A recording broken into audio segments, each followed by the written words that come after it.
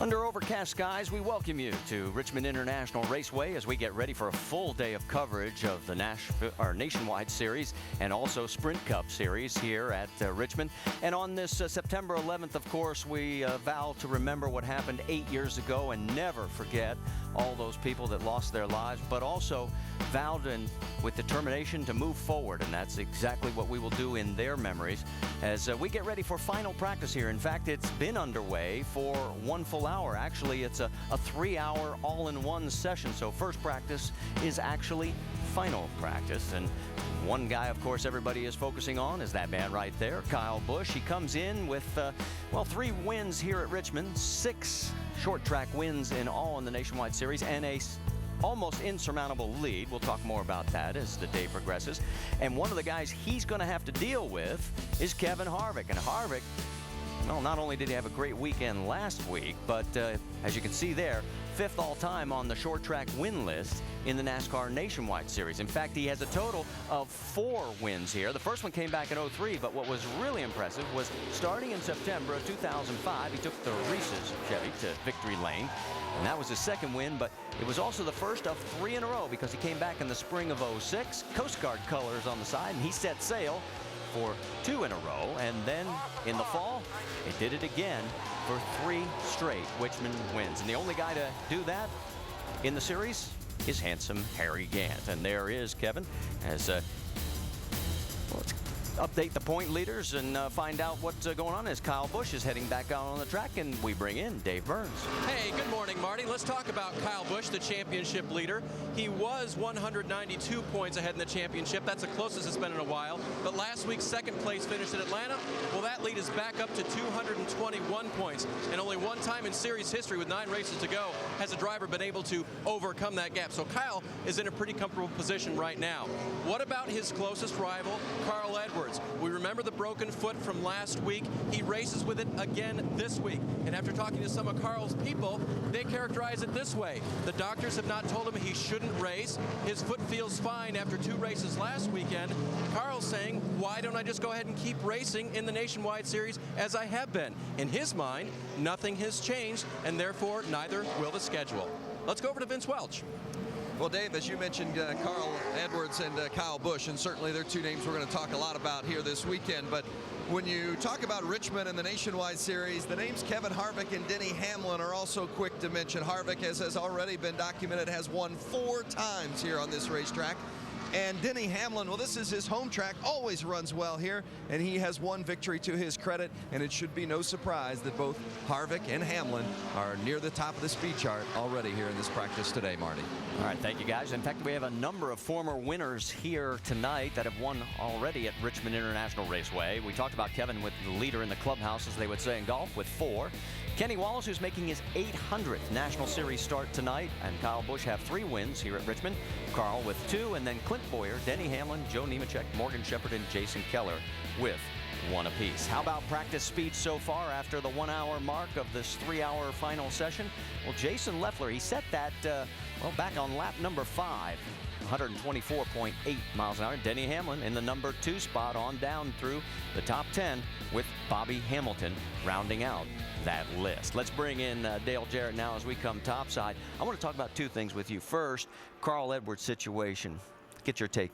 Well, I think he's going to find this quite a bit of a challenge on this short track and working the throttle with that broken right foot. So as much problems as it seemed to give him last week, but he negotiated that. I think working this short track where you have to really work the throttle a lot is going to be troublesome for him in these next 2 nights. Let's also talk about the fact the weatherman has thrown us a curveball already. Yeah, they seem to every week, but we've had cloud cover here this morning, which I think these guys really appreciate because it gives them a cool racetrack to work with in trying to get their setup for tonight. So it's probably the closest conditions as long as they can keep this sun behind those clouds and kind of help these guys out. Well, the only guy we haven't heard from in our group today is Andy Petrie. He's down in Kevin Harvick's camp. And Andy, I know that's what you want to talk about, practicing during the day and then racing under the lights. Well, I just heard you guys talking about it, and yes, you know, the temperature, the track temperature really is not that bad for practicing for a night race right now. I mean, it's early in the morning. We had a little bit of cloud cover. The sun is trying to pop out a little bit on us right now.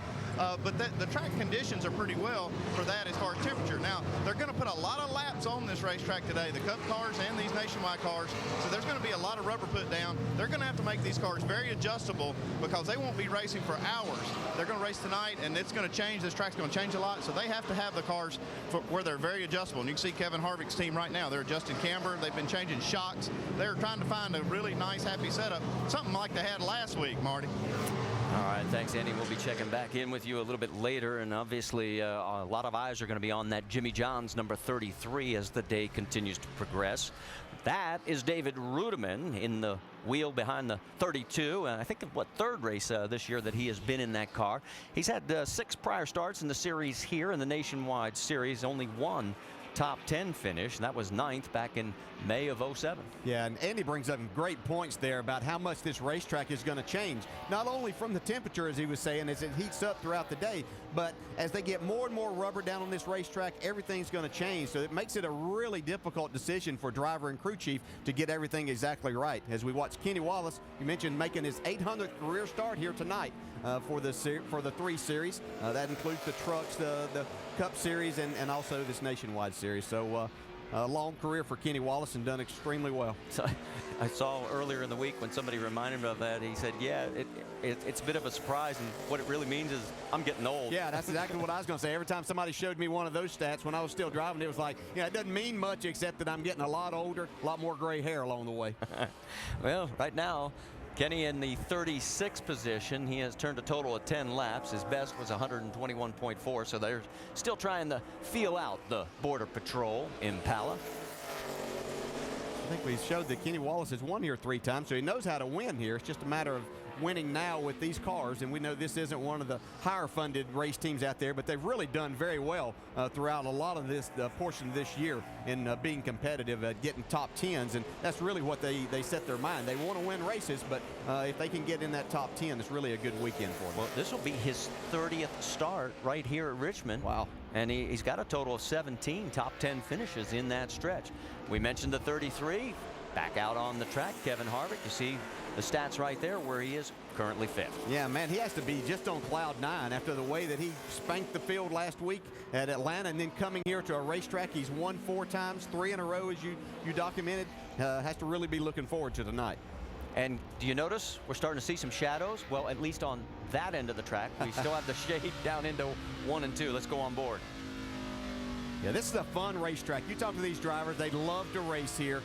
It's almost, and you'll hear this a lot from drivers, almost a perfect racetrack. It's 3/4 mile in length. You get plenty of speed. He's coming out of turn 4 here right now. See, there's a little bit of a dog leg in this. This is the highest speed-wise part of the racetrack as you go down into turn 1. See, Kevin doesn't arc it in as much as some others, but we saw that last week at Atlanta. He's able to get that car turned in the center, driving it straighter in. And down the back straightaway, you have to be careful not to overdrive getting into these corners. And I watched Kevin here this morning. He looks like he's backing off a little sooner, but getting back to the gas right here to carry that speed through down the straightaway. All right, let's talk about our big day on the networks today, as we've got qualifying at 4 Eastern on ESPN2 for the Nationwide Series, and then the race tonight also on ESPN2, that starting at 7 Eastern with countdown. What about Sprint Cup action? Well, happy hour will be today on ESPN2 at 2 o'clock Eastern, then qualifying at 5:30 Eastern also on ESPN2, and then the Chevy Rock and Roll 400 at Richmond tomorrow at 7 Eastern, and that's the one you got to remember to switch over to ABC. So it's a full day today on ESPN2, and then tomorrow night on ABC.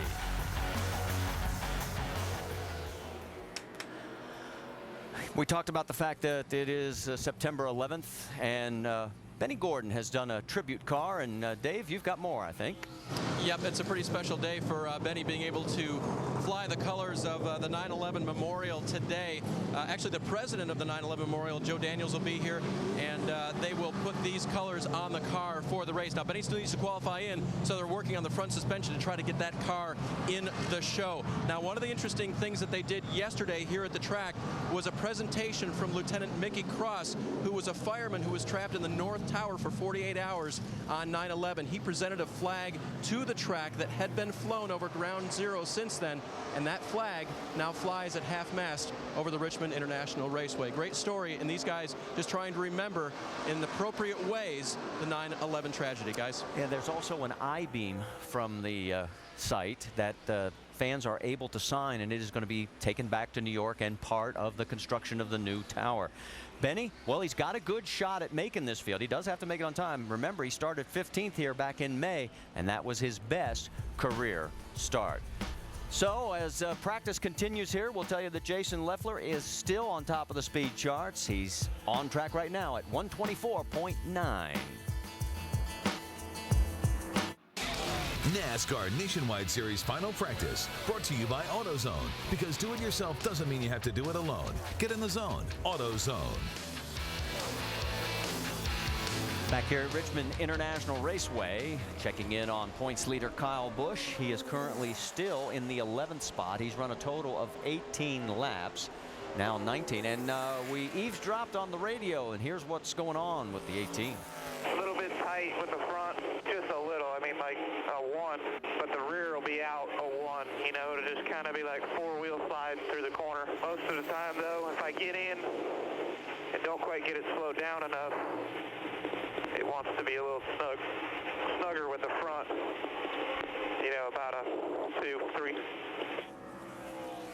Yeah, and this is a high braking racetrack for these drivers, especially down into turn 1. And Kyle's talking about if you want to still carry that speed through the corner, and you need your car to roll there so that you have a lot of exit speed. But if you try to carry too much speed into and through the center, then the nose will wash out right there. And that's what Kyle's trying to explain to his crew, that he might need a little help in that direction to be able to carry that speed that he's wanting to. But he needs that grip to come back for him just a little bit in the center. The 66 of Stephen Wallace, 16th on the speed charts right now, and he's cranked quite a few laps. That's number 43 that he's turned already.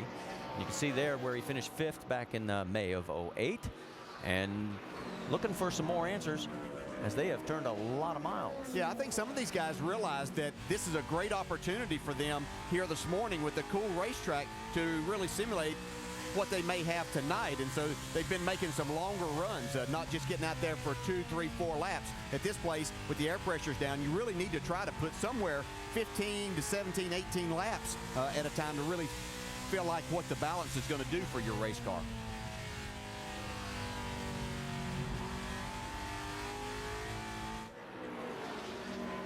Moving off Stephen Wallace, let's delve a little bit further back, catch up with the 6 of Eric Darnell.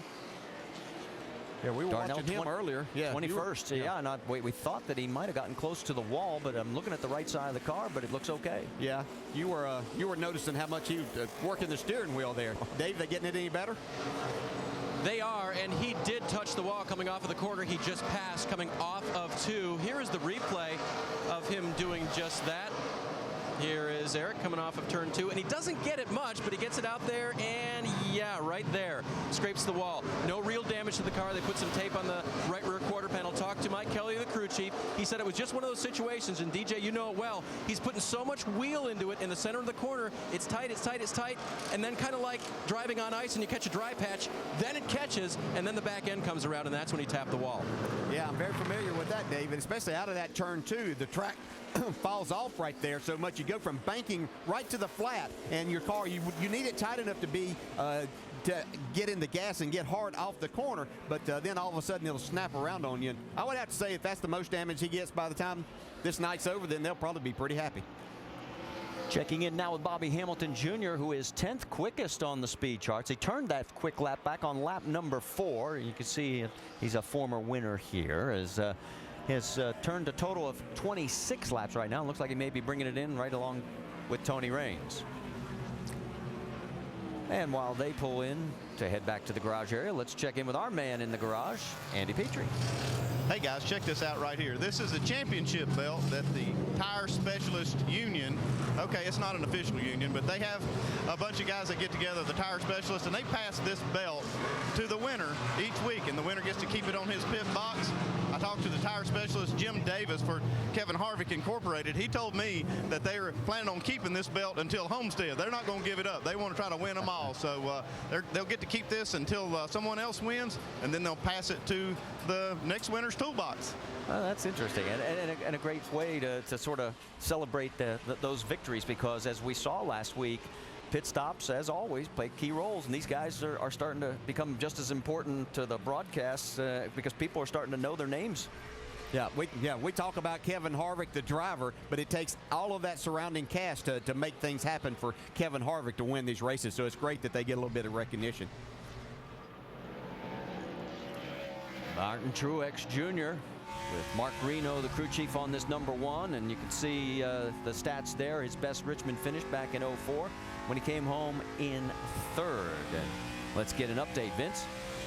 Well, Martin Truex Jr., 2-time Nationwide Series champion, but it's been a long time since he's been in a Nationwide car. So he and the car chief, Nick Harrison, have been refamiliarizing Truex with this Nationwide machine. Listen to the radio. You know, tell me if you want to keep messing with this thing, we'll keep messing with it. It's kind of like we're going back and forth, and I think we're pretty damn good, you know. Yeah, you can always be better, man. Just keep tinkering with it here. I ain't done this in a long time, so just trying to make sure I ain't going the wrong way on you. Truex has 13 wins in the Nationwide Series, including 3 on short tracks. And the way they're talking about confidence at this point early on in this practice, I think these guys might be a factor tonight when we're bringing you the race. And you can see that the team says, look, we haven't done this for a while. I want to make sure I've got all my bases covered. You like that approach? Yeah, I do. And Martin Truex saying, you know, he hasn't driven these cars, and you might say, well, it's just another race car, but with the less amount of horsepower because of the tapered spacers that they run, the cars are different. They have more downforce, so he's wanting to make sure that the feel that it's given him is exactly right. Well, his last start in the Nationwide Series was back in March of '08. At Bristol. He came home 41st in that one. He wants to forget about that day.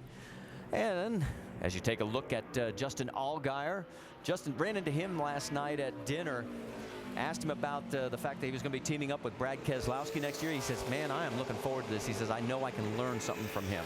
Yeah, and this young man's really done a good job. As we watch him go down in here, look at the front tires. You can see the wheels there, just how much brake dust is on the front. He's really using a lot of brake. They'll have to be careful with him there, as we see a few raindrops on our camera too. But he'll have to be careful not to overuse those brakes. You want to make your car work without using this brake as little as you possibly can, because you know as you get in traffic, you're going to have to utilize those. But you can wear them out, even in a shorter race like tonight. And Justin, being only his 2nd trip here to Richmond, has turned the most laps so far. Stephen Wallace right behind him by 5. And you can see where they rank on the speed chart. Still got a lot of time to go and a lot of work to do for all those guys. Stay with us.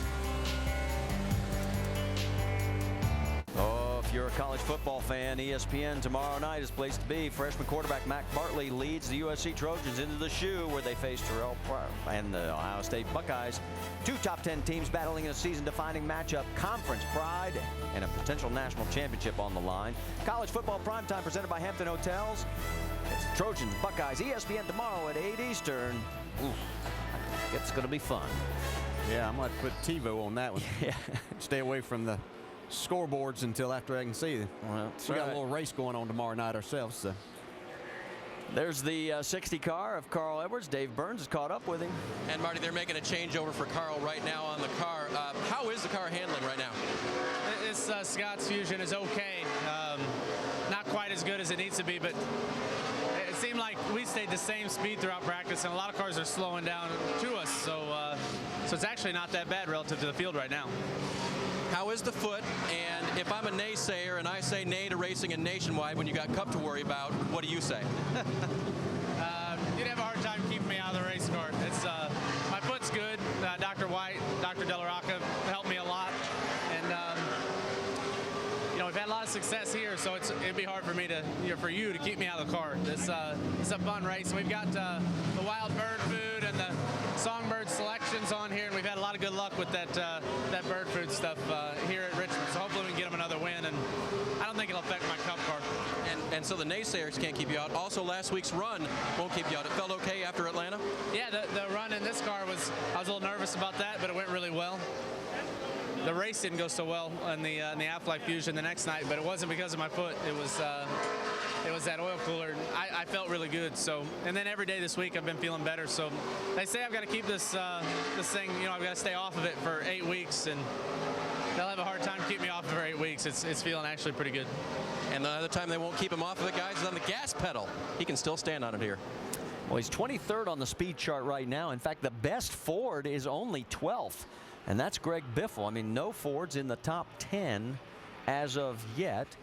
And only 3 of our top or past 9 winners in this Richmond event are in the top 10 in practice. So some new faces. Yeah, and I got a question. If Carl Edwards didn't have a broken foot, there is one stat that stands out to me. Would we be asking him to maybe not be focusing on the nationwide car as much, because this is the only oval track that he doesn't have a top 5 finish in the Cup Series? So would we be saying maybe he needs to be focused on that a little bit more, even if he didn't have a broken foot? But yeah, that's our job, to speculate. He's the only one that really knows what's the best thing for him to be doing. He feels like seat time and racing is that's what he does best. Dave, let's check back in with you.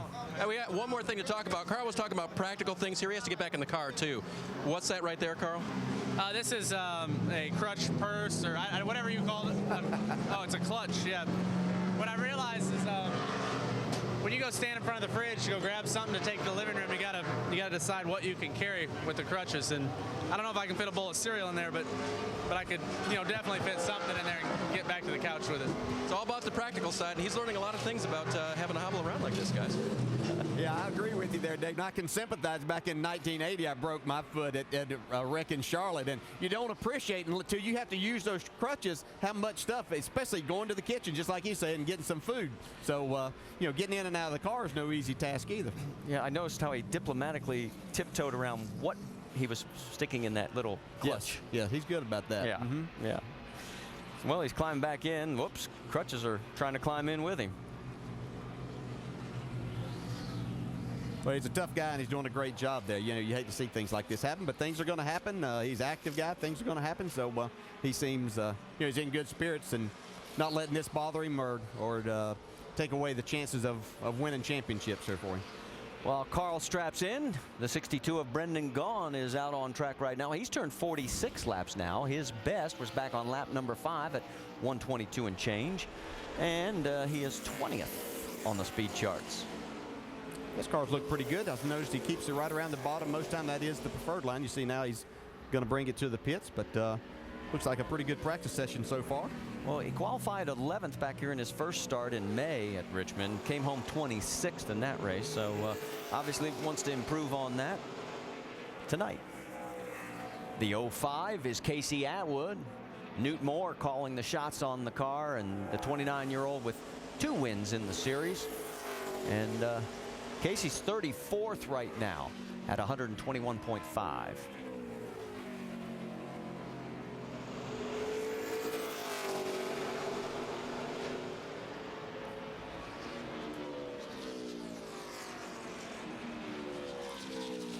Well, while Casey continues to try and make progress around the track, let's check in once again with Andy Petrie. Hey guys, yeah, I'm down here with Kevin Harvick and the 33 team. They've really been working hard on this car. They've changed a lot of stuff. They've changed Ackerman, nose weight. They've changed, you see right here, they're changing the nose weight on the car. They're moving some weight to the rear of the car. They've been fighting it, being tight through the corner. They've changed a lot of stuff, but they changed this nose weight this time. They're going to try to go a little bit more and see just how much they can get out of this. And to show it a little bit more about how they move this nose weight, let's go to Tim Brewer in our Craftsman Tech Garage. Tim?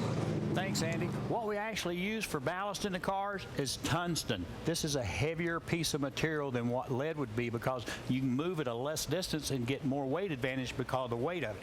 But when we move the ballast, we're actually moving it down the frame rail. Now, when Andy says we're moving the weight back in the car, we're actually moving the tungsten back, but what we're replacing it with is an aluminum spacer. So as we change the percentage of the front of the car, we're actually moving it down the frame rail. By taking weight off the front of the car, it's going to enable the car to turn better getting into the center of the corner.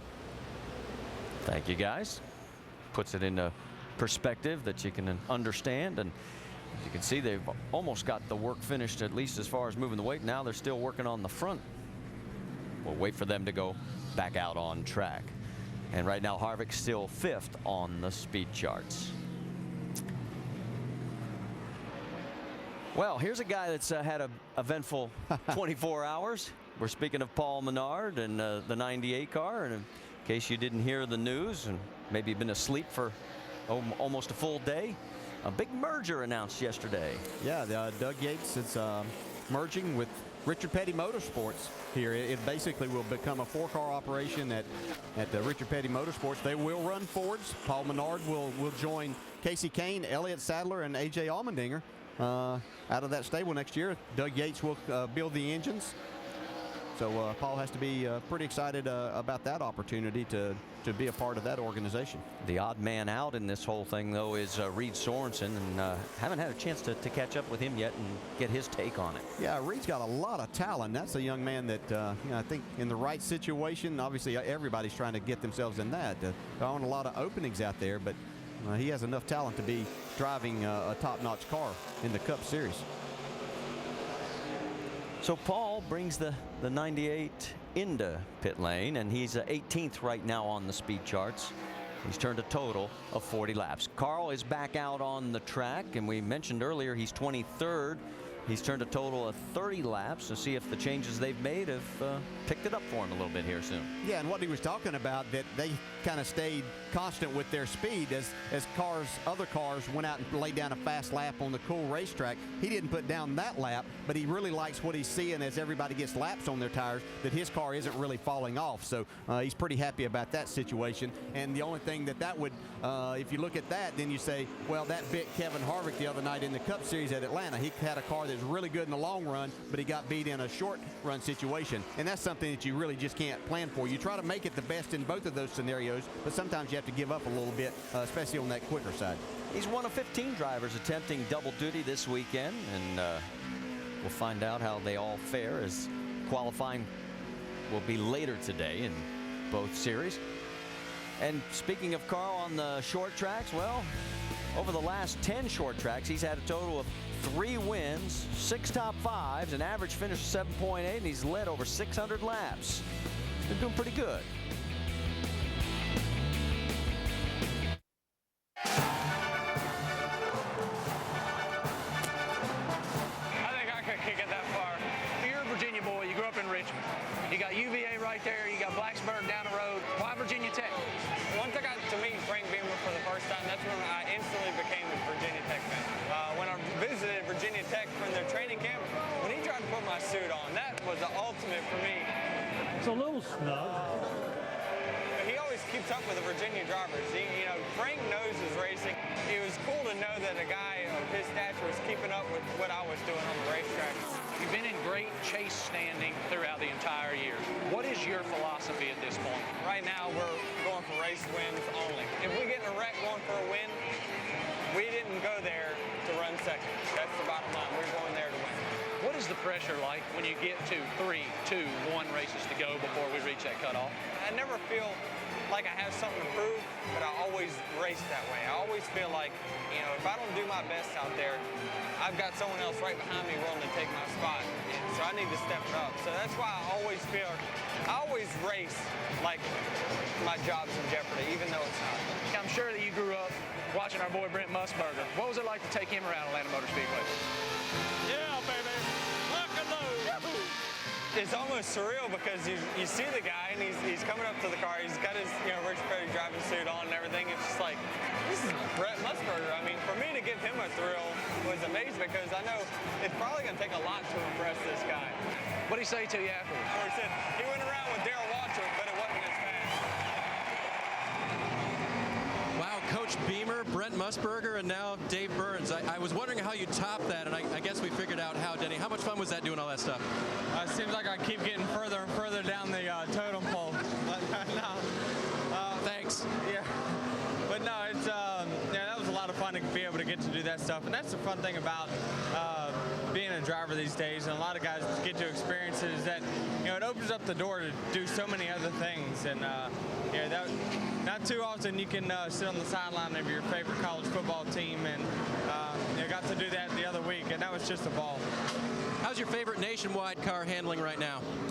We're so-so right now. Our first run was extremely good. But it seems like the track just is going through transitions right now, so you got to try to keep up with it. So, you know, with only having one set of tires, you really got to be cognizant of what's going on and take your time and make sure you make the right adjustments. All right, well, he steps out right now. They're making some more adjustments. They were working on springs to try to give him a little better feel, and they're going to back out there for some more laps, guys. Well, and as we remember 9/11 on this very special day, of course, Virginia Tech has had its share of tragedy as well, and it's always been special. I was involved in a project where Virginia Tech was involved in the DARPA Challenge, which was totally autonomous vehicles, and the minds that these, I mean, not remote control, totally autonomous, and it was absolutely amazing. Virginia Tech was one of the groups that participated, and of course wore the number 32. And there is Benny Gordon with the 9/11 Memorial Ford out on track, and Benny right now still 31st. That would be good enough to get him into the show. He's got to qualify on top. Whoa, you can see him working that steering wheel. Yeah, off turn 4 there. You see a lot of drivers do that, though. It's a very fast exit to that corner. Wall comes up extremely quickly, but Benny looks like he's got a pretty good handling race car. Got a nice looking race car, that's for sure. Haven't checked in on the 99 yet today. That is Scott Speed. There he is in the Red Bull Toyota. And you can see his 4 top 10 finishes in 8 Nationwide Series races, including the last 3 that he's been in. And he's 7th on the speed charts right now. Yeah, he's done a really good job this year in this car from Michael Waltrip's stables. It really seems to work well with he and the crew chief and all the crew guys there. They've been very impressive, and him learning these cars and these different racetracks. And Vince, how are they doing today? Well, they're having a pretty good run at it. You know, I'm going to piggyback on that thought that you had there, Dale. I think when you get different drivers getting in the seat, and I think you'll testify to this, and everybody seems to be pretty good. It's maybe a nice pat on the back and a credit to the guy that's running the show, and that's crew chief Jerry Baxter on this 99. He really does a nice job with this crew. And, you know, Scott Speed, Richmond's a long way from Formula One, right? He was 27th here in May, but they're feeling a lot more comfortable about the race car here, and he's going to be in this car the next 4 events. So I'd look for some good things to happen. It's getting a little bit better on the turn-in, still a little tight in the center on the 99, and of course the tires are starting to go away too, so that's making things a little tricky for some of these teams as they chase those. All right, thanks Dave for the update. You know, I'm looking at the charts right now, and 5 of the top 8 are Toyotas. 3rd, 4th, and 5th are Chevrolets. There's 1 Dodge in 10th, and the best Ford is in 12th, the number 16 of Greg Biffle. Now here's Eric Darnell in the 6 car, and his Ford is 21st. So the Fords look like they're struggling here early. Seem to be a little bit, and it may be a situation that, you know, their package is more of a race type situation. But you know, we would look for Greg Biffle and these guys to get things going better. Eric Darnell obviously trying to take advantage of an opportunity for him to be in this 6 car. And of course, Carl is down the ways too. So yeah, it could be a horsepower issue. Haven't heard those guys really complain. All of them think that the Toyotas have more power than what they need. They have really good drivers. They don't think they need all that power, but it makes for a nice combination. We'll have to watch these guys. And qualifying is definitely an example of whether that power, if you can get it qualified. Looks like Eric's going to be pulling it in. He's had one other start here at Richmond, and that was where he came home in 12th position. So as Eric pulls in, we'll focus our cameras on the 40, and that is Mike Bliss. And of course, Mike lost the number 1 ride earlier this year, has dropped down to 9th in the points. And an opportunity here. This will not be a start and park situation for him. He's going to get to be able to run this. Yeah, this is normally Scott Wimmer's driven this car a number of times this year, and car's a good competitive car. You know, Mike Bliss is really good at this racetrack, so that may turn out to be a good combination here tonight. He's 30th on the speed charts right now. He's turned a total of 31 laps. His best was back on lap number 8 at 121.9 miles an hour. So they're still searching for about 3 more miles an hour just to catch up to the fast guys. And That's Brad Keselowski with a new paint scheme for this week, the Lipton T colors for the Impala. And Brad in the number 4 position right now, running a total of 29 laps. There's an interesting stat. The only driver running at the finish in all 26 Nationwide Series races this season. Something to be proud of. Very proud of. I mean, it says a lot about the driver, but it says even more about the leadership that they have for that race team, because early in the year they did have some problems that hurt them, but they were able to keep this car on the track and be running at the finish, and that obviously helps contribute to their 3rd place point standings right now. Dave, he's also scored more points in the last 6 races than anybody else in the series, and that includes Kyle Busch. And that'll cut a 10th or 2 from your lap time sometimes. Just talked to Brad before he jumped back in this race car, and he says it's very good right now, pretty balanced. They're making some changes back and forth to see what the car will take, but overall very pleased with the 88 car right now. Well, as he continues to turn laps, we're going to tell you what we're going to turn for the rest of the day, because it is a big day on ESPN2. Qualifying for the Nationwide Series today at 4 Eastern, and then the race will start with countdown at 7 Eastern. Squeezed in between, NASCAR Sprint Cup action. We'll have happy hour at 2 Eastern here on ESPN2, and then qualifying at 5:30 Eastern. And then the Chevy Rock and Roll 400 right here at Richmond tomorrow night, 7 Eastern, and this is the one you got to switch over to ABC. Stay with us. We're coming back.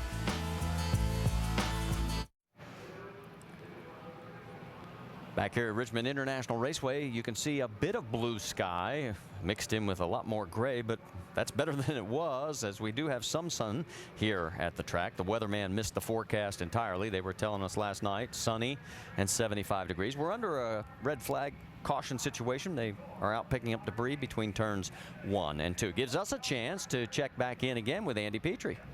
Yeah, Marty, still down here with Kevin Harvick, and he's pretty happy with this race car right now. They've pushed a lot of buttons on this car. They've changed rear shocks, changed them back. They've changed the A-frame angle, camber in the right front, nose weight, which we showed a while ago, right rear spring, and it helped, or maybe didn't. They put it back. But one button on this car that really did work was they changed the left front Ackerman on the car, and that really did set it on fire. They actually got out of the car. Kevin got out of it and said he's real happy with it. It picked up a couple of tenths of a second. But that really helped the car. And it's, sometimes funny, when you're trying to find the right setup, you find that one thing that really does light the car up, and that was Ackerman today for Kevin Harvick. And for more on Ackerman and how you change it, let's go to Tim Brewer in the Craftsman Tech Garage. Tim? Thanks, Andy. Folks, where you change the Ackerman is right here in the steering arm. That's where the tie rod intersects with the steering arm itself. As zero slug, we put it in there, that has both wheels turning the same amount of degrees when the driver turns the steering wheel. But by moving the Ackerman pivot point, moving it forward or back, it's just driver preference. But by changing that, you can actually make the left front wheel a little slower in turning or a little faster in turning. And it's a little driver preference thing, because historically on a short track, you want that left front tire to turn just a wee bit faster than the right front. That enables a car to turn getting in the middle of the corner. And just in case you're interested, here's how Ackerman is spelled, and it's used to describe the steering geometry that causes the inside wheel to turn tighter than the outside front wheel. And Andy, here it is, the $60,000 question. Where did Ackerman come from? Marty, don't ask me. How am I supposed to know? You know what I think? I think it is named after a man that actually came up with the term. I mean, what it is if you look at how the wheels turn and you're turning a radius, the inside wheel has to turn just a little bit more than the outside wheel just because of the width of the car. So I think the guy that actually came up with it, his name was Ackerman, so they stuck with that, and that's what we use today. So that's my story, and I'm sticking to it. Yeah, we'll go with that, Andy. Hey, I got a question for you, Andy. We see these guys putting a lot of laps, and we know that these teams have a certain amount of tires to work with for the entire weekend, but it's kind of nice when a team comes to a racetrack like this that Goodyear has a really good tire that they can put a lot of laps and get a lot of information back, isn't it? Yeah, it is, Dale. The one thing about this tire, it does fall off a lot, and it makes it difficult sometimes to really know how much you're helping the car, because your fastest lap was set the first through 5 laps. So right now they're not able to make the car faster, so they have to rely on the driver to tell them where the car is better or whether the car is better or not. And when they make a change that it actually helped, because sometimes you can't just look at the lap times and tell that. But the tire does hold up well. They can keep on running it lap after lap, but it does lose a little bit of speed. Well, to back you up on that, Andy, I'm looking at the 46 cars that have taken times. Only 4 did it in more or after their 10th lap. So it was in that early part of the run, as you pointed out.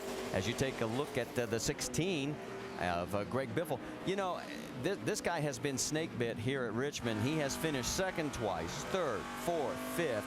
He just has not won.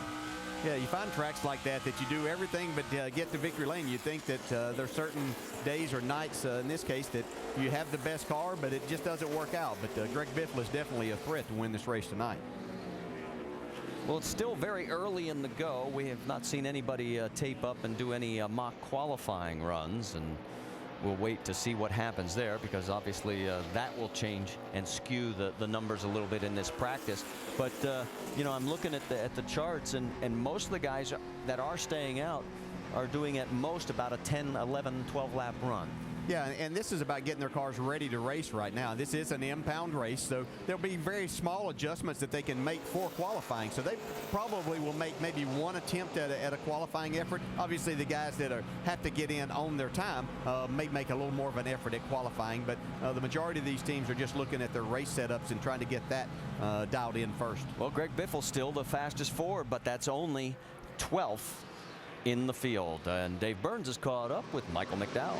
Yeah, Marty, remember middle of this year when his relationship with the 47 car ended as planned, and he started looking around for other things to do. I was checking the points this week, and Michael is still hanging on in 10th, so kind of came over to see what was going on with the 26, and you guys are racing tonight. You're going for points, and you're going to hang on to the top 10.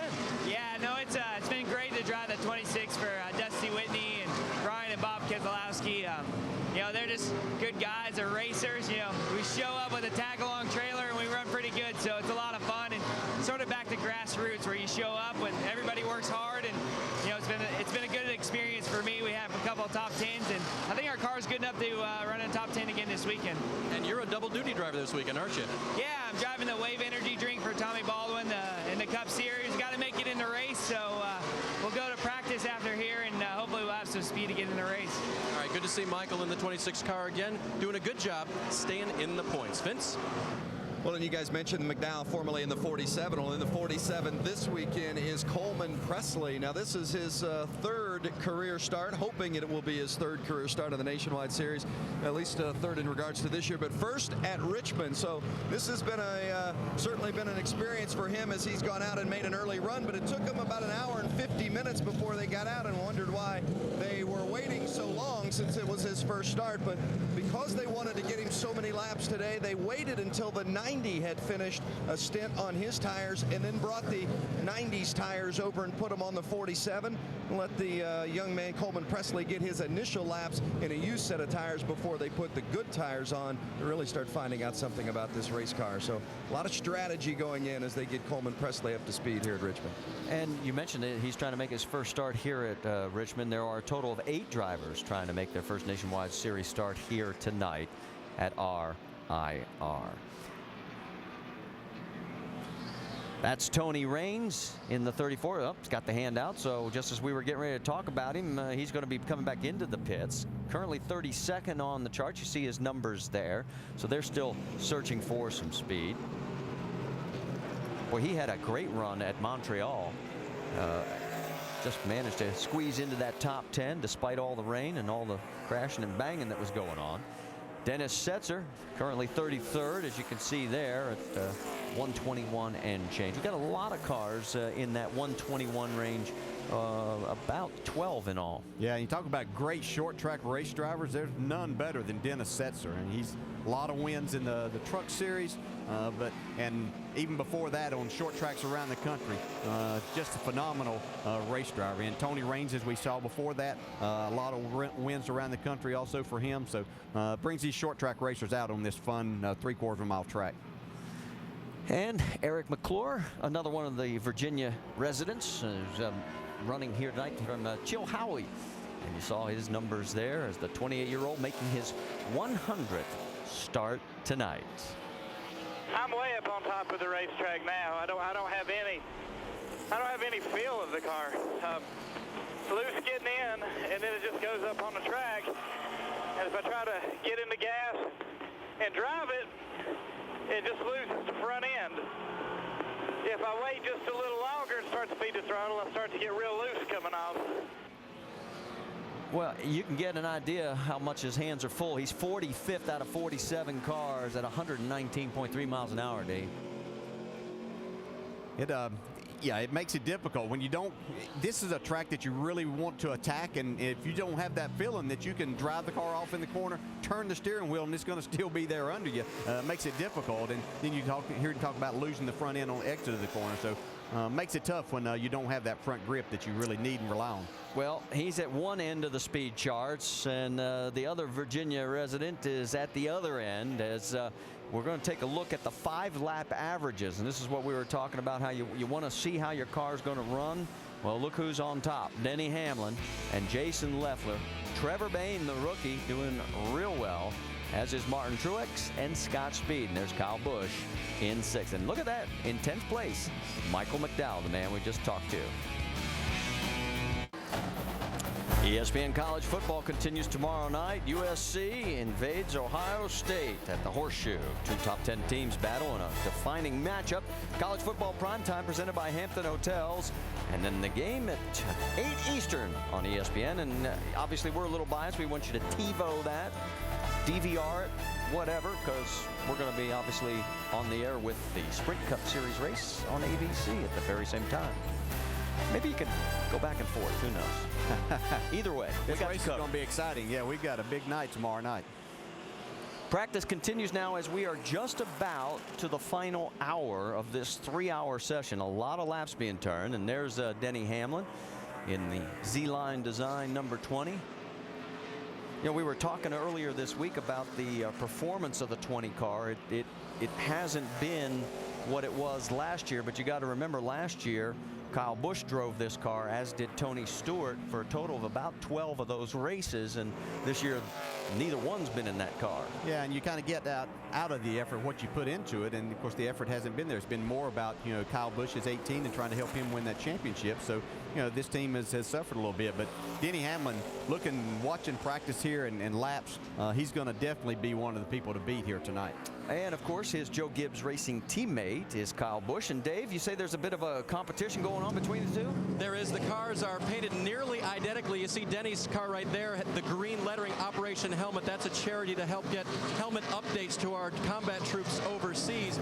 Kyle's car has a little charity on here called Racing for Kids, and they're both being funded this weekend by a little friendly bet between the Z-Lines Design founder and CEO Jim Sexton, his wife Monica, and Joe Gibbs Racing. Together they're putting $30,000 into the pot, and whichever one of these teams can come away victorious will get the majority of that money. 20 grand going to the winner's charity, and 10 grand going to the other charity. So there's really no losers at all. So Jim and Monica will be here later today, and I think they'll be laying some more friendly wagers, maybe doing a little trash talking about whether the 18 or the 20 Z-Line Design Toyota can win here.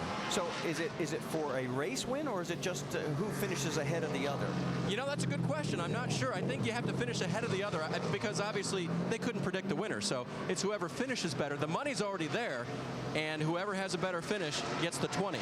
He who has the lesser finish gets the 10. All right, thank you, Dave. That does sound like it'll be a fun deal. We'll keep tabs on that throughout the day. You can't beat that. That's a win-win for charities. So great job by Joe Gibbs Racing and these drivers and their teams and the sponsors. First look at Michael Annett in the 15. Right now he is 26th on the speed charts, and he's got the Pilot Travel Center's Camry in pretty good shape. He's had some good, decent runs here lately on the series, and started actually back when we were out in that Midwest swing. Yeah, he's really shown a lot of promise in trying to get used to these cars and race these different racetracks. They had a crew chief change back earlier in the year. So all of those things seem to be working to his advantage, and really has a lot of talent. Well, he also has some people that he looks up to, one of which is Carl Edwards. I think Carl Edwards is probably the best role model you could have for a driver, just because he can run 500 laps smooth, never touch a guy, but if he needs to, he'll knock him out of the way and still win the race. And there's just some things that he does that an average driver would never even think of. Well, he should be used to knocking people out of the way. He's a former hockey player. Well, he's got it right. Carl Edwards is a good role model on the racetrack and off. So good choice by Michael there.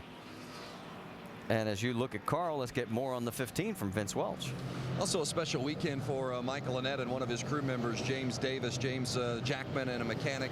He was in the U.S. Air Force on September 11th, 2001, and was one of the first Air Force units sent to the Middle East after terrorist attacks in New York. So certainly it's he and many others around the country of a little bit melancholy as we race here this weekend at Richmond, and certainly give thanks to James Davis and all those that have served to keep us safe here in the United States. Dave?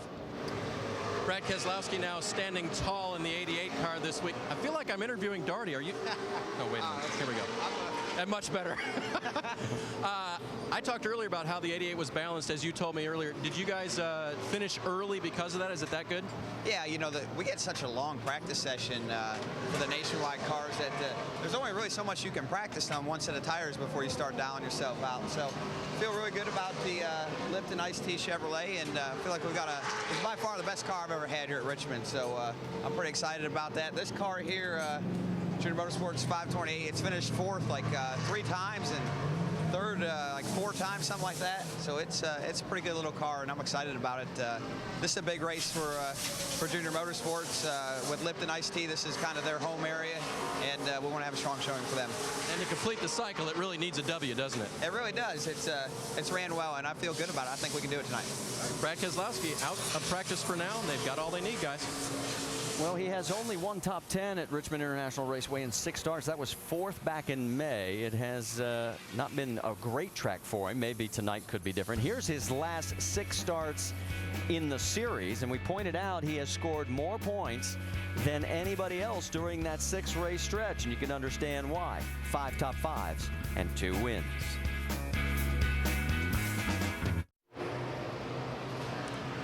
Welcome back to Richmond International Raceway, where we're in the middle of happy hour for the Nationwide Series. I'm standing here with my good friend Kevin Harvick, and also going to be our in-race reporter tonight. And you're finished a little bit early here, Kevin. Car pretty good? Yeah, I think our Jimmy John Chevrolet is pretty good. The hard thing to tell is the tires fall off so much we don't want to dial ourselves out by tuning ourselves to a tire that's fallen off. So we went about 3/4 of the way through the run on a set of tires and felt pretty happy with the balance. So we'll just go from there and see what happens. I saw you guys make a lot of changes. Ernie was really working on this car. What did he change on it that really made the most difference? Yeah, the Ackerman was the biggest difference that we changed in the front end.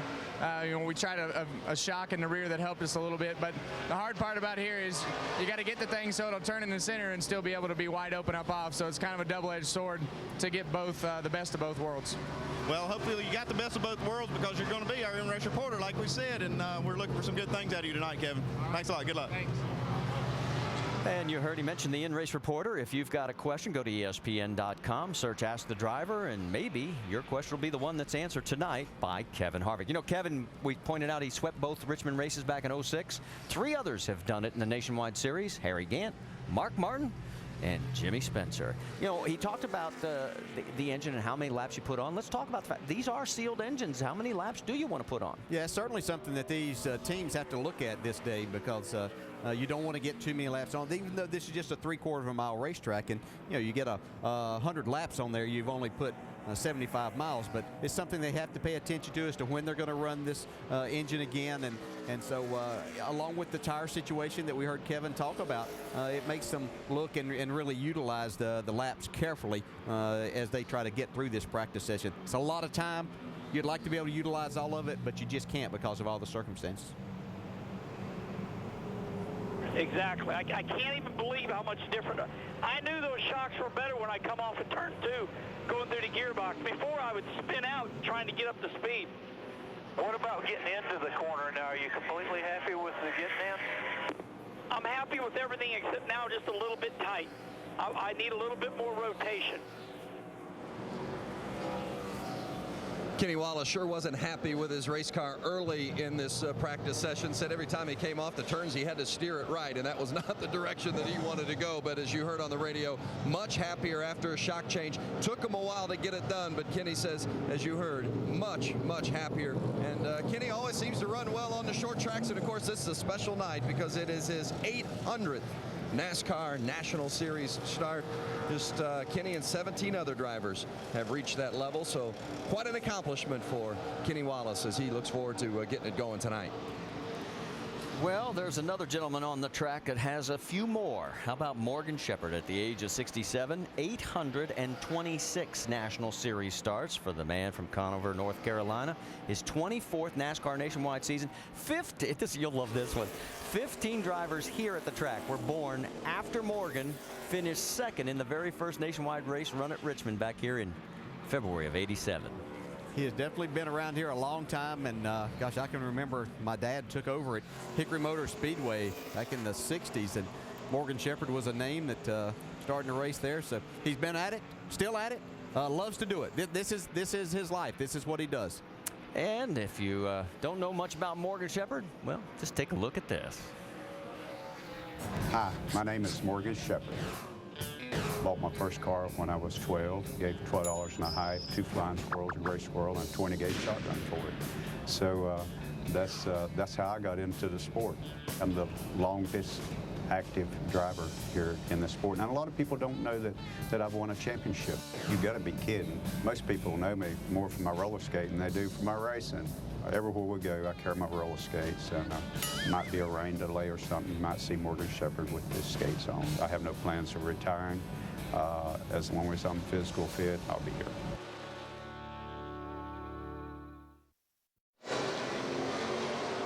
Back with you at the Richmond International Raceway. Practice for the night's nationwide race ongoing. Kyle Busch's 18 car in the garage again, making some more changes on it. KB, how's the car been? I heard you talking about wanting it to turn better in the corners. Yeah, I think that's pretty much everybody's complaint, but you know, we're just looking for some more center of the corner speed, just trying to get through there a little faster. The 33 seems real good. The 20 seems real good, so we're a little bit behind those guys, but we'll see what we can get here later in practice, and you know, maybe we'll have something for them in a race. How difficult is it not to dial yourself out on old tires?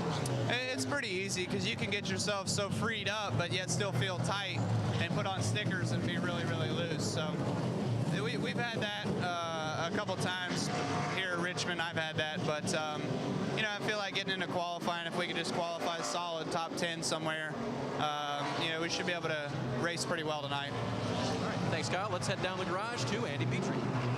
Hey guys, I'm standing over here with the brain trust of RCR, Richard Childress and Mike Dillon. Mike Dillon's vice president of competition. Richard Childress, obviously the owner. Richard, you know, you guys, you and Kevin Harvick have kind of patched things up. It looked like it was kind of iffy there for a little while, but you guys got things back together. And what a great run you guys had last week at Atlanta in the Cup race. Yeah, it was good, and our cars have been pretty good. We've had one car off and on to really run good during the races. We're just trying to get the consistency back and be able to capitalize, and we just haven't been able to capitalize this year. Yeah, we did a great job with the 29 last week, but I know you want to get all these cars running better. Mike Dillon is the guy you're putting in charge of doing that. Now, Mike, what kind of plans do you have to get this team back on track and winning week in and week out? I couldn't hear what you said there. Oh, yeah, you did. I don't know what are you going to do to make it better? What we're going to do? Well, we've had some new people we're putting in place. Obviously, with the change with Scott Miller, that we're putting him over the competition department. But then also, we've got Kent Day running our technical side, and we've got a lot of things that we're doing right now. I think then you'll start seeing some improvements around. Okay, Marty, these guys are down here keeping up with the nationwide effort right now and trying to get this car in victory lane tonight with Clint Boyer. Back to you, Marty. Thank you, Andy. Richard's grandson, Austin Dillon, that's Mike's son, finished 12th last week at Iowa in the truck race in the return of the black number 3. It was fun to watch. Travis Quapple, currently 24th in that 09 Zaxby's Ford, and you know, he's only run, you'd think, a lot more than 4 nationwide series events in his career, but remember, he came from the trucks, went right up to Cup. Yeah, he kind of skipped over the Nationwide Series here, but doing a nice job here today. And you can see by our pictures here that things have brightened up. That's just not your camera. You can see a lot more blue sky. We have sun on the racetrack. So we're getting a lot of changing conditions. And just you heard Kyle Busch and others talk about, you have to be really careful not to get yourself dialed out for what you're going to have tonight. Well, and then here comes the next question. If the sun does stay out, track temperature goes up, we've got about 45 minutes left in the practice session. Haven't seen anybody tape up for a qualifying effort yet, so it could change that whole equation. Yeah, it really can. And I don't think we'll see a lot of the teams that are locked in making those type efforts. I think they're going to save their tires. They know that they're in the race. They're going to make their best judgment call as far as what they're going to do with the adjustments they're allowed to make before qualifying to tighten their cars probably up a little bit, because they do qualify at 4 o'clock this afternoon, and I would have to think that track temperatures are going to be pretty high if we continue to see this sunshine down on the track. Brendan Gaughan has turned a total of 73 laps. He's 20th on the speed charts right now at 122 and change. But to give you an idea, here he is deep in this run. That last lap on these 73 lap old tires, 118.9. Big drop off. Yeah, it is a drop off. It's about a little more than 0.6 of a second over their fast lap, but that's not a huge draw. You know, we saw last week at Atlanta like 2 seconds drop off on those, and sometimes even more.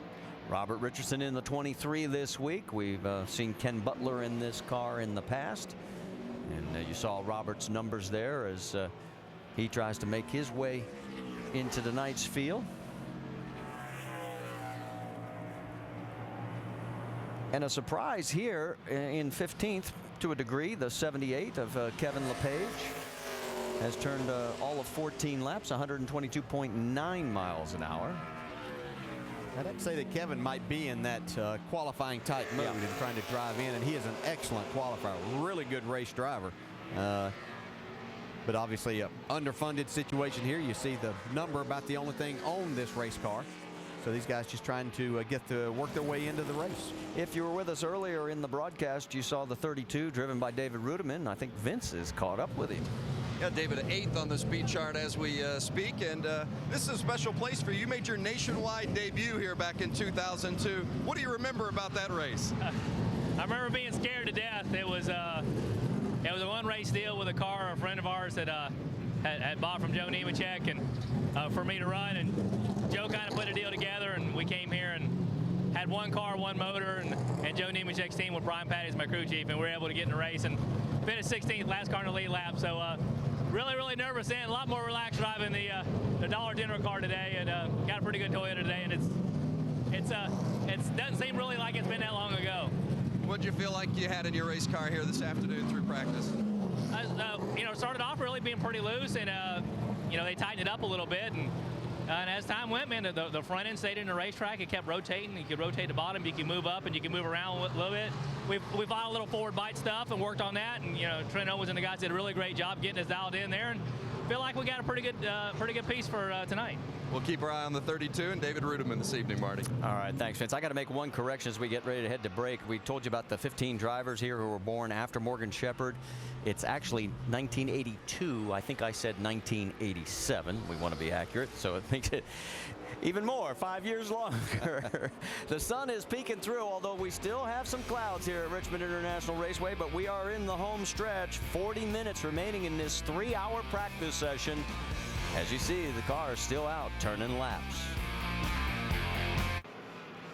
A bit of a different perspective on Richmond International Raceway. The turn 1 grandstands that are oh so high. If you ever sit up there, bring your binoculars, because it's a great view, but it is high in the sky. The 99 of Scott Speed, and looks like they are a bit taped up there on the front, and he's 7th right now on the speed charts. Vince, are they going for a mock qualifier?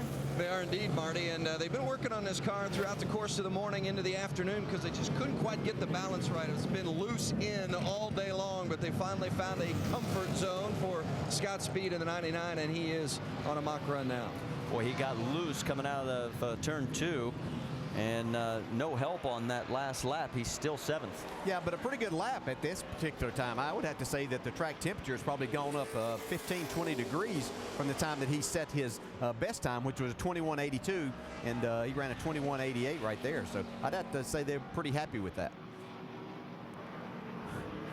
Looking at Justin Marks right now, as we have not, this will be our first chance actually to talk about Justin, as he is 39th on the speed charts right now at 121 and change. Yes, put a lot of laps in, 46 laps out there during this practice session. While Justin continues to search for speed, one guy who found it very quickly in lap number 5 to be specific is the man who's on top of the speed charts. And he's with Dave Burns. And Marty, that time is still holding right now, is that right? Yes, it is. Okay, very good. Jason, that time was set in the cool, damp conditions of early practice. You did your mock run in hot, sunshiny weather. You guys know where you are? And are you good? Yeah, we're really good. Great Clips Camry's really solid. We're always good when we come to Richmond, and always look forward to coming here. But yeah, we did that run early on, that time early on in race trim, and it was 3 or 4 laps into the run. So qualifying here in the heat of the day, it's going to be hard to duplicate that.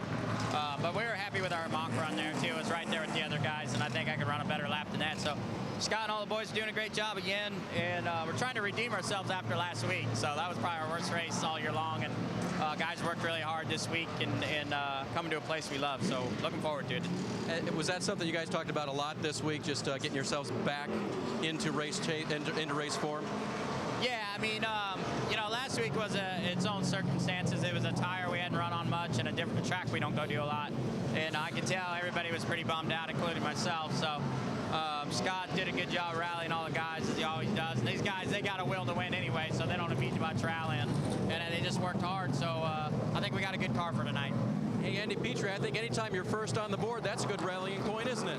Oh, man, you got that right, Dave. I'm with a guy that's not first, but he's 6th on the board. Is Trevor Bain. Good run so far today. Car looks great. When did you put this deal together with the 11 car? We're used to seeing you in the 99. Yeah, man, this is a last-minute deal, in case you couldn't tell from this sweet plain red suit. But, I'm glad I'm getting to be here, make some laps. Never been to Richmond before, kind of like every other track this year. But this car is awesome today. I mean, it's turning really good. We did a mock run. The track's kind of slower than it was this morning, so nobody's going faster than their early run. But compared to everybody, we're pretty good. Race runs is turning good. It's a great opportunity. The ride makers on the car here. I'm in a Toyota still, so that's always good. But, I just need the seat time. I wasn't supposed to race again for like 2 months almost until Texas, and I'll be back in the 99 car then. But in the meantime, I'm trying to race as much as possible, and this deal came about with CJM, and it's a great opportunity to go racing. Yeah, it sure is, Trevor. This is a good kid right here with a bright future, Marty. Look for him to run well tonight. Yeah, and you don't want to be out of a seat for 2 months. I mean, you got to stay as current as possible, as fresh. And speaking of fresh right now, rookie Justin Allgaier, as he is on a mock qualifying effort. And you heard Trevor talk about nobody is actually going faster. So in essence, it's almost like a qualifying session if you were at a drag race. It depends on what the conditions are at that time. You compare yourself to everybody else during that stretch. Yeah, that's what these guys will look at here now is what's happening around them. What are these other drivers doing at this particular time? So I don't know that after was that right there. 22:26. That is about 2/10 off of his fast lap. I mean, we ran, the first lap we gave up. We obviously know that was going to, we know now that that's the case. But, the second lap was the fastest I've seen. I don't think, I don't know that giving it a scuff is going to be a good thing, because you're just going to make your first lap have to be the money lap. Yeah, I think, it's good talk back there, getting good feedback as to which lap. You see a lot of things that happen in practice, then you go out to qualify. Generally here, the second lap's going to be your quicker lap. As the air pressure build up, you get some heat in the tires, especially when this racetrack heats up. So be interesting to watch that progress. I think that's what makes Scott Speed's time that he ran a minute ago, 21:88, very impressive, because it was still when the sun was out. We have cloud cover back over the racetrack again right now, so the temperatures are cooling down some, but we have a lot more rubber on the racetrack than we had at the beginning of this. Well, you see the numbers on Greg Biffle there. His fast lap turned early in the session, just like everyone else, and then his last lap a good bit off of that.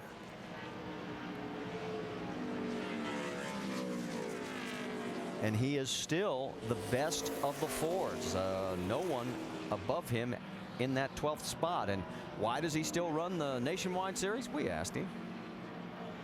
I think all racers love to race, and there's so much pressure on Sunday. The Saturday is more fun.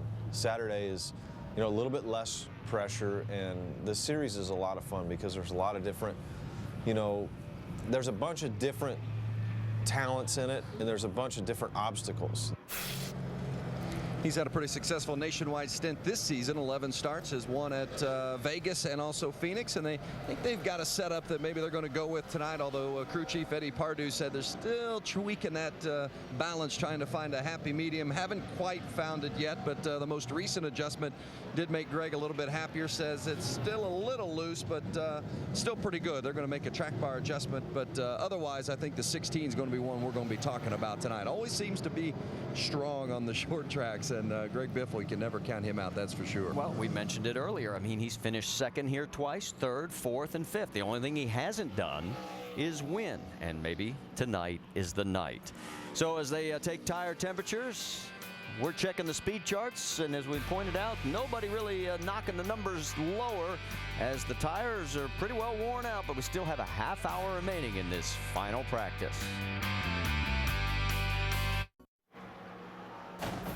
How about number 3 USC versus number 8 Ohio State? ESPN College Football tomorrow at 8 p.m. Eastern on ESPN. It's presented by Hampton Hotels, and DJ and I are going to be TiVoing that one because obviously he's going to be working and I'm going to be sitting at home in front of the TV watching you guys because we'll be racing here at the very same time on ABC.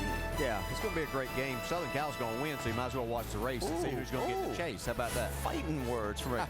I used to work and cover the Buckeyes in Columbus, Ohio. Well, we might have to have a little wager on this. Looks like Carl Edwards getting ready for a mock qualifying run. Yeah, these guys deciding that they want to go out here and put a couple laps on a set of tires just to get an idea of what the racetrack may do. Don't know if they're going to get a good idea. Of course, the weatherman can't tell what the weather's going to do, and we sure can as it changes here, but we do have cloud cover again. But it gives them an idea of what they might need to do. They want to get Carl as good a starting spot as they possibly can. He doesn't want to have to be back in the middle of the field starting, working with that broken foot. Yeah. We promise not to mention when the sun comes out again because the last time we did that, as you can see, the clouds are back. Take a look at the practice starting temperature at 62 degrees.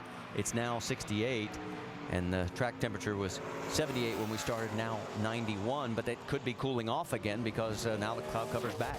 Yeah, it is back, but again, you've got a lot of factors as far as this racetrack. You've got a lot of rubber, a little bit of oil and grease that comes out of these cars on a regular basis. So these guys seeing a totally different racetrack than what they saw at the very beginning of this practice at 9 a.m. this morning. Thought I saw a little bit of tape on the front nose of Kyle's car.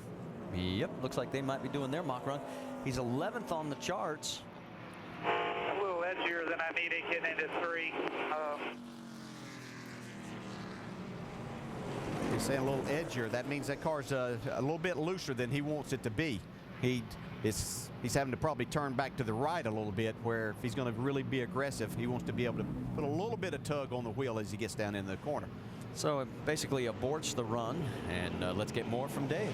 And they haven't gone to mock qualifying mode yet, I don't believe, guys. And the one thing that Kyle said, he's kind of been saying this all day, it all depends on how you hit it. And I think when you drive the car as on the edge as Kyle does, DJ, that's a big deal. Just how you hit the corner and where your car sets down. Well, and he mentioned the fact that we talk about taping up. Let's show you exactly what it is all about and how it affects the car. Yeah, we talk about taping up and why would they do this. We can see here on the front of the grille, there's a certain amount of tape that they can race on that, and that just aerodynamically makes the car better. It restricts the amount of airflow into the radiator and for cooling purposes, so you obviously can't do it very long. But as you put this tape on, then you reduce drag on the car, you get more downforce on the front of the car, so it makes the car turn better. So then you have to go to the back and compensate for that better turning. So it's a really good situation for the driver. You just have to understand understand that it's going to change the handling characteristics of your car. So you can not only just put that tape on there, you probably most of the time have to make an adjustment to the rear, and that will either be with wedge or track bar, which is something these guys can do. We see they're getting ready to throw some tape here, and they'll tape up the brake coolers and things like that for qualifying. So they'll get as much front downforce as they possibly can. Even though we're only on a racetrack that's 3/4 of a mile long, all of this adds up to speed. Well, Andy, I think you've caught up with Trent Owens. Yeah, I'm down here with Trent Owens, crew chief for David Rudiman this week in the 32 car. You guys quit early, Trent. Is the car really that good, or what's the deal? Well, we're real happy with it, but here at Richmond, they give us more practice than they give us tires. So, you know, if you get to adjusting on these things too far in a tire run, you can make your day pretty long in the beginning of a run. So we decided to go ahead and make our qualifying run, get it up on 4, check everything over, and like I said, we were happy right there where we're at. That's about 60 laps on our tires, so that's pretty much what you're going to see as far as a run here. Okay, you got the car. You're going to race at night. We're finished practice here today. How adjustable do you have this car, and what kind of changes do you plan to make during the race? Well, luckily practice started early in the morning, so it's very similar. But then the sun come out, so it kind of got away from us. But we'll put a lot of spring rubbers in the right rear. Richmond generally tightens up as the night goes on. So, and like when the Cup cars gets out and puts a lot more rubber on the racetrack, the track will generally tighten up. So we're going to put spring rubbers in the right rear. We got our track bar, wedge, all that stuff that you normally hear. So I imagine the pit crew is going to be pretty busy. Okay, Marty, these guys look pretty good down here. They're pretty happy with the car. Well, another guy that's looking pretty good is Carl Edwards. He just jumped up to the number 10 spot, and in his mock qualifying run, just ran a 21.87. Yeah, and he had just run in his previous run on the older tires. He had run 22.85 was his last lap, so he picked up almost a second by putting new tires and tape and doing everything. So that's a really good lap right now. And of all the people that have done mock qualifying runs, that is the one that jumps out as the best right now. So Carl looks to be pretty happy with that as he pulls it back in. As we mentioned, that finally moves a Ford into the top 10. Carl in the 10th position, leading the Ford contingent. Here are the top 10 speeds in this final practice session at the NASCAR Nationwide Series event here at Richmond International Raceway. And Jason Leffler still on top, and he turned that one early, as most of these, except for that 10th position. Carl Edwards on that mock qualifying run did it on his 62nd and final lap at 1:23. Of that, you've got 5 Toyotas, 4 Chevrolets, and 1 Ford, that being Carl Edwards, in the top 10 mix as far as the manufacturers. And there's the Great Clips Toyota. We've got about 5 minutes left of this official practice session. You can tell that Jason's not going back out on the track. Might be going for a haircut. It may do that. Yeah, had a very successful day, though. Got a good lap in to start with, and really happy with his race car. And as we heard him say earlier, he really runs well every time he comes to this track. Checking in on Denny Hamlin again, and they are back out. Looks like they have got some tape on that front of the Camry. We'll find out if the lap times show it. Yeah, he's really been good in practice here. His times haven't fallen off. He's made some good runs. I think he's still on the older tires here. Yeah, he just ran 22.64. His best was 21.63, so almost a whole second. All right, wait. I'm hearing word, Vince, that there's the Roush Kateers. Can you explain what this is about? Well, you're looking at the back end of Greg Biffle's car. Now, Biffle's got a lot of experience here, 14 races. You see the scuff there on the right rear quarter panel of Biffle. Now, his teammate is Eric Darnell in the 6 car, so you know Darnell's been picking the brain of Biffle, right? Well, look at the same scuff on the very same spot on the car. Darnell has 1 race here at Richmond, so you know he's picking the brain of Biffle, and I think he's taken the message to heart. They've got the marks in the exact same spot to prove it, right? Yeah, I actually saw Eric Darnell out there following Greg Biffle earlier, so I don't know if Biffle led him into the wall or what, but he's a good guy to follow. But you can see the marks are exactly the same, probably off of turn 2 as we saw. That's where Eric Darnell got his. Well, Roush Fenway leads all teams with 8 wins here by 4 different drivers, and guess who that is? That's Carl Edwards, the broken foot and all. He's just shaking his head. He says, I know what he's thinking. I can't believe my foot gets this much attention. Yeah, I'm sure he's thinking that, and he's probably thinking that this is his only workout routine these days, is having to be able to do that. There's Chris Lawson, the 23-year-old from North Carolina, and he's basically trying to learn the track here at Richmond. Take a listen. Hey, Grayson, this next time out, see if you can get me behind somebody fairly decent. Maybe I can pick something up, learn something from them. You know what I mean? I mean, I know I'm not hitting a good line here. I'm just hitting a decent line. I'm sure somebody's got something better. All right, we'll see what we can do. And it looks like he got it behind a pretty good guy. I think the guy in the 18 car knows what he's doing. If he can keep up with that guy in the 18 car, he's doing a good job. And their lap times were pretty close there. Kyle Busch ran 22.81 and Chris ran a 22.88. So it may have helped him. Might have learned a little bit about the line and exactly what Kyle Busch does to get around here so good. And he peels off and comes back in.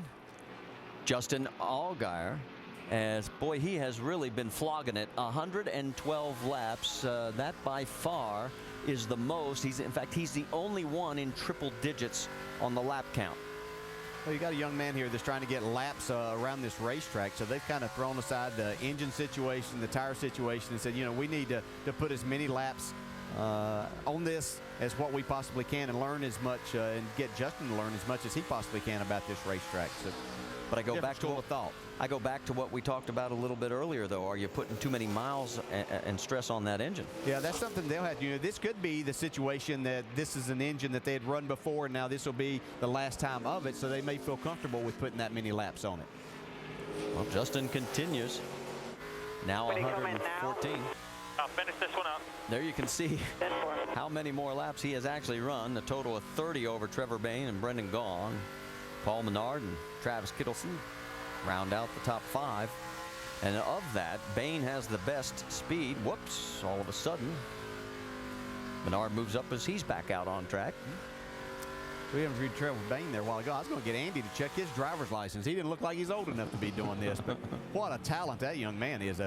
As is Justin Allgaier, as we follow him into the pits here. But we have a lot of good talent, young talent in this series that are learning their ways around now, and we're going to make for some really fun racing to watch here in the future. Well, last night Justin was jokingly talking about his first experience here as he basically tore off almost every fender on. It looked like a modified, and he said it actually ran faster. I said, are you going to try and do the same thing tonight? He goes, no, I don't think so.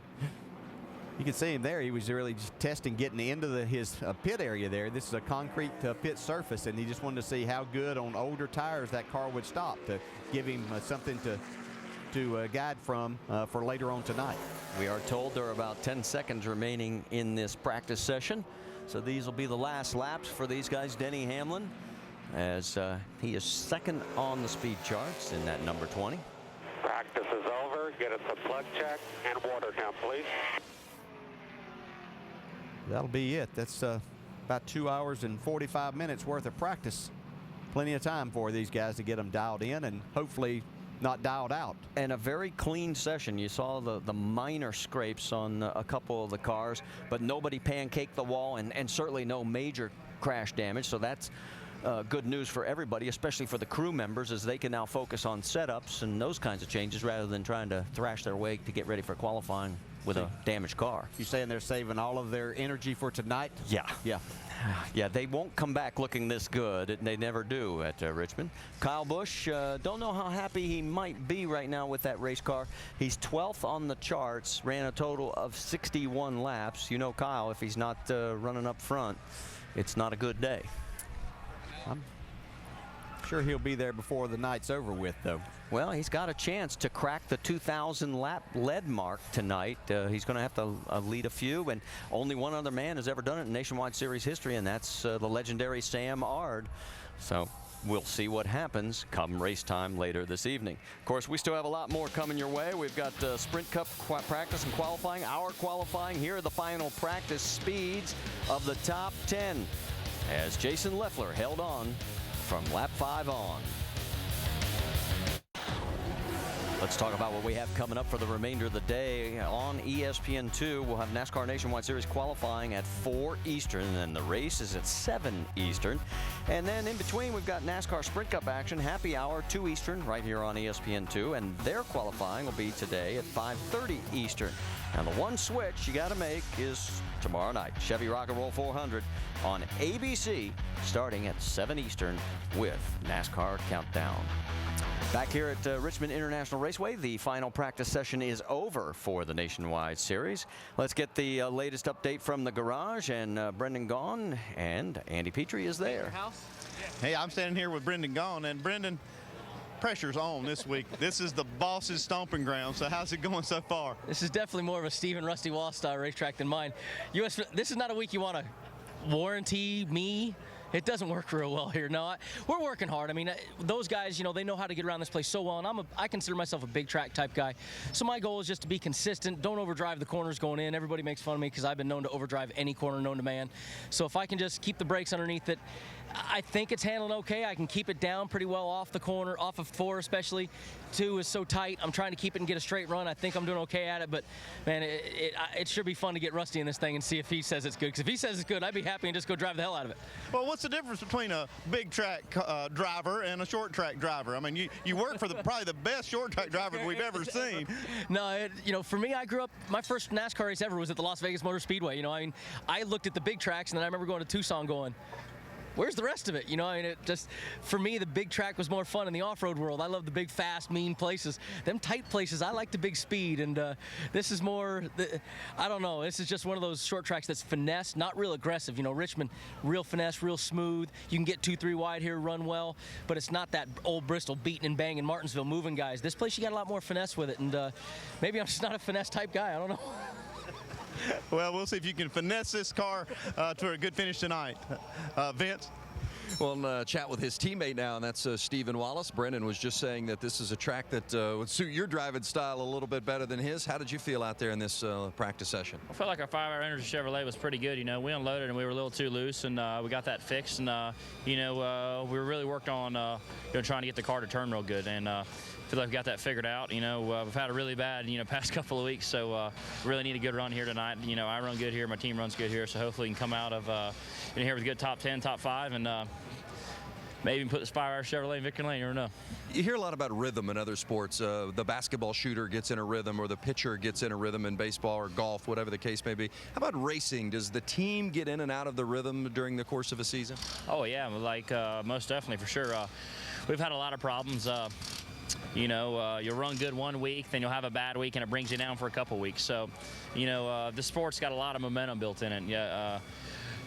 You run 35 weeks straight, you get burnout, you get, brought down. So it's real important to keep your team, pumped up and, running good. So we haven't been doing that the past couple weeks, and really feel like we got the car that we can do it tonight with.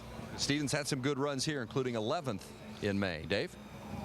And guys, the number 72 car running the 9/11 Memorial Paint Scheme this weekend has been on track for, I think it was 45 laps this session, and they've done a lot to get this car closer to where it needs to be, but no one's been busier since practice than Benny Gordon himself working on this race car, still trying to find a little bit more speed. Benny, the good news is of the guys who have to qualify just for the show based on their time, you're ahead of 8 of them, but how's the car feeling out there? The car's feeling really good. We didn't get a true qualifying run in like a lot of these guys. We were trying some different things. As far as race speeds, out of the top 10, top 15, we're about 1/10 and a half, 2/10 off, and that's what we were really searching for. Our qualifying's been pretty solid, and I feel like we can qualify in pretty good. So we weren't looking for that overall fast lap. We're looking to race good tonight, and that's what we basically concentrate on all day. So. And Benny, what does it mean to you to run this paint scheme? Oh, it's unbelievable. It's number one, it's a beautiful car. We got to unveil it in New York City. Got to meet a lot of people up there that lost loved ones, are rebuilding. Got to meet a lot of people at the fire department, police department, and all of them just absolutely went crazy over the car. They're really appreciative of what we're doing, and to us it's an honor to be doing it. So it's working for both of us, and a lot of people here from New York that are in the rebuilding stage or lost someone there. The committee that's taking charge of the 9/11, the memorial and the museum that they're building there is just a beautiful place, and I encourage people to go there and see what they're doing and pay their respects and support all the people that maybe lost somebody there. Well said. Good luck, Benny. Marty? Thanks, Dave. And yes, as we mentioned at the very beginning, it's a day of which we have mixed emotions. We will never forget, but we persevere because that's what we do. That flag flew over ground zero. Stay with us.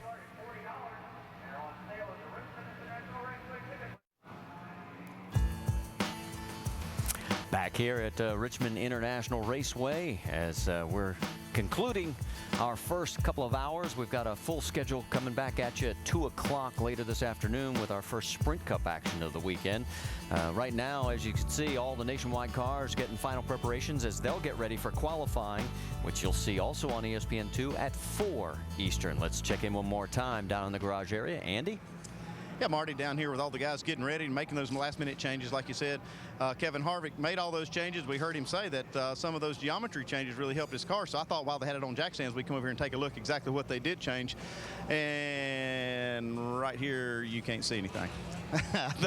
They cover up all this stuff down here, Marty. So all the other competitors, when they do jack the cars up, can't see what they've got. So that's one of the little tricks that some of the cars have. You see these on different cars in different places. So guys are just getting ready to go. Just an oversized baggie, I guess, is what we could call it. We're checking the top 10. I'm taking a peek, and 4 out of the top 10 are former winners here at this event. What do you think of that spells for later today? Very exciting race. I think qualifying is going to be important for these guys as they prepare these cars. But the race tonight going to be very exciting. Kevin Harvick, I think, is the guy to beat. He has the momentum coming in here. There are a lot of good, obviously, drivers around him. Brad Keselowski has a fast race car. Kyle Busch, we know, is always fast, and Carl Edwards. So should be very entertaining tonight. And we should point out it was Carl Edwards who really turned in the best mock qualifying run, finally pushed one Ford into the top 10 on the speed charts. They've got to be feeling very good. Yeah, I think that they didn't have the speed early in the session that they were really looking for, but I think they're pretty happy with that effort that they made there and getting some speed out of that race car, and that had to make his foot feel better just getting that done. Well, there's so much more coming our way as we'll have qualifying later today at 4 Eastern on ESPN2. And, of course, our race coverage tonight at 7 o'clock Eastern on ESPN2. And Sprint Cup action, as we mentioned, happy hour, 2 o'clock later this afternoon, and qualifying at 5:30. As there you can see our race tonight. There's happy hour and qualifying. And then the Chevy Rock and Roll 400 at Richmond tomorrow at 7 Eastern on ABC. Coming up next, it will be the 2009 Junior League Softball, as we'll be back, as we mentioned, about 2 o'clock. Doc will lead the gang with happy hour for the NASCAR Sprint Cup Series. So for our entire ESPN crew on this 9/11 day of memorial and remembrance, as we say farewell for now, we'll tribute one more time all those people we lost all those years ago. And as we always like to say, till we meet again.